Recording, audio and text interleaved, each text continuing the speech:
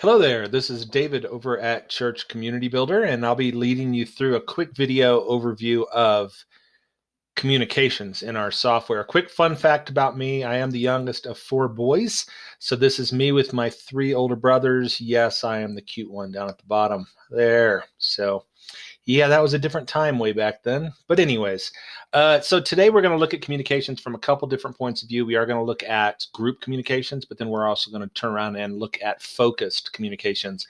Group communications would be within any group within the system. That can be the church-wide group, that can be a campus, that could be a leadership group or a small group or a ministry team.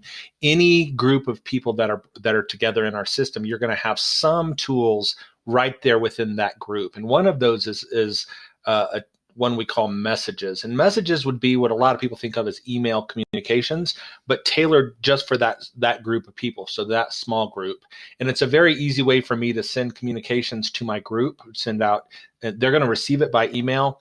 They're going to respond back to that either from their phone, from their inbox, or they can actually come online because this is a message board and take part in that conversation here online as well. So you have multiple people throughout the week who are taking part in a conversation, but the thread of that conversation is going to appear here. And I just wanted to make it clear that the majority of people can interact with that conversation right from their phone, right from their inbox. They don't have to log in to take part in that conversation. So that's one tool that's here within groups. Another one, getting away from email, actually is what we call twexting. And twexting would be Twitter and text messaging integration. So if I want to send a message out to my group because we canceled study or whatever the case may be, I can go ahead and type that message out here, send it out. And basically it's going to do two things. First of all, if we have a Twitter feed that's associated with this group, it's going to tweet that message. And then anyone in the group that has text messaging turned on in their communication settings would receive it as a text message as well. And so that is just another tool mainly for those announcements, those quick, I need to throw this message out to everybody quickly type of scenario there. So those are just a couple group tools that we have, but I want to talk about tailored communications or specific communications as opposed to mass email where you just hit everybody. The number one way to get people to unsubscribe from messages from your church is to send them a lot of communications that have nothing to do with them. And so this is where we can actually start to tailor the distribution lists based on someone's connection to the church, demographics, involvement, things like that. And so we have about 140 different parts of somebody's profile and involvement in the church that you can start using to tailor who's going to get this specific message. And then now, once I have that group, in this case, it's all of our kids in kids ministry. When I run that search, it brings up all the people that meet the criteria at that point in time.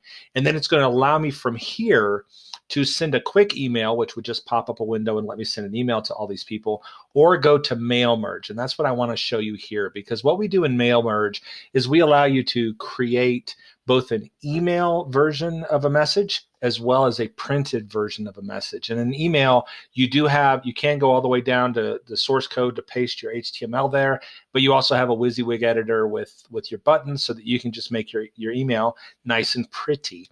And when I go to do this, I can also turn around and do a printed version of the same message, because maybe not everyone has an email address that's on this distribution list. And you can see here that I can mail merge in names. There's other things that you can mail merge in, but that in this particular case, I'm going to show you names that there. Now, when I go to choose the recipients, it's going to say, well, wait a second, you just did a search for the children in children's ministry.